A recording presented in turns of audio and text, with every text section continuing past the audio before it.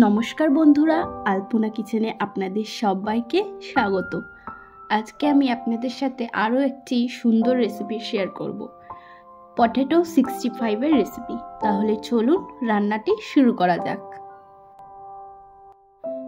এখানে আমি সবার প্রথমে আলুটাকে গ্রেট করে নিয়েছি এইভাবে, তারপর ভালোভাবে ধুয়ে ছেঁকে নিয়েছি।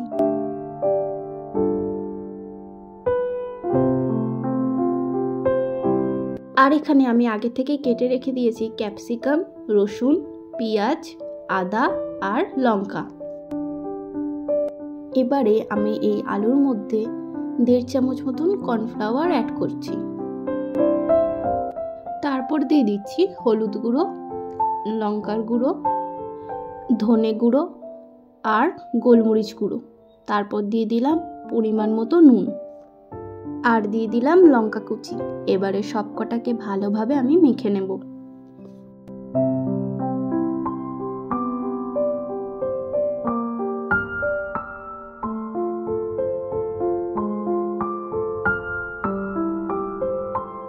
এবার এইভাবেই আমি আলুটাকে গোল গোল শেপে করে নিচ্ছি। আলুর বলগুলো সব রেডি হয়ে গেছে। এবারে আমি অল্প পরিমাণ দই নিয়ে নিয়েছি আর তার মধ্যে দিয়ে দিচ্ছি লঙ্কার গুঁড়ো, হলুদ গুঁড়ো, গোলমরিচ গুঁড়ো, সামান্য পরিমাণ কর্নফ্লাওয়ার।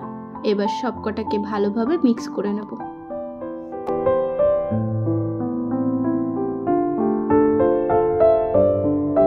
মশলাটা এখানে আমার তৈরি হয়ে গেছে।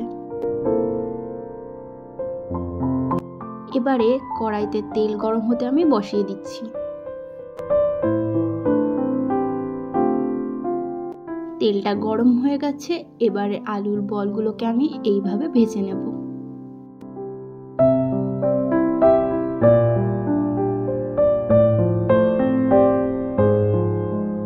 দেখুন আস্তে আস্তে কালারটা কি সুন্দর চেঞ্জ হয়ে গেছে। এবারে হালকা লাল করে ভেজেই আমি তুলে নেব।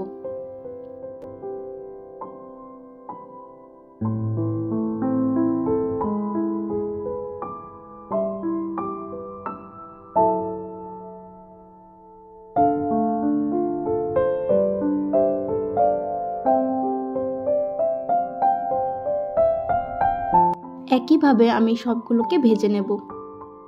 এবারে পটেটো 65-এর গ্রেভিটা আমি তৈরি করে নেব।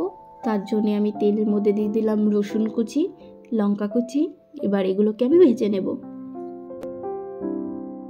এবার এর মধ্যে দিয়ে দিচ্ছি পেঁয়াজ কুচি আর ক্যাপসিকাম কুচি।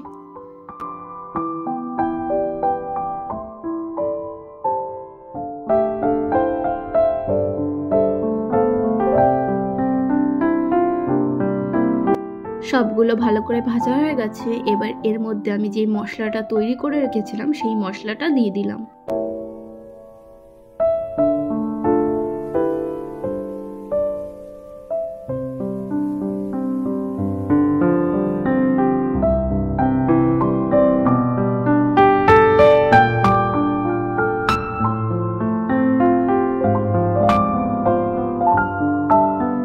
এবারে আমি ওর মধ্যে এই মশলা ধোয়ার জলটা দিয়ে দিলাম।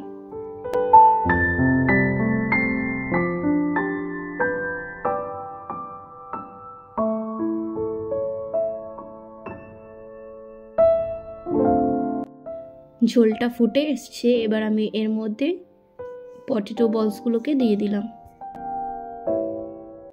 ব্যাস, আমাদের পটেটো 65 রেডি হয়ে গেছে। একদমই সহজ রেসিপি। আপনারা চাইলে অবশ্যই বাড়িতে বানিয়ে খেতে পারেন। খেতে খুবই দারুণ লাগে।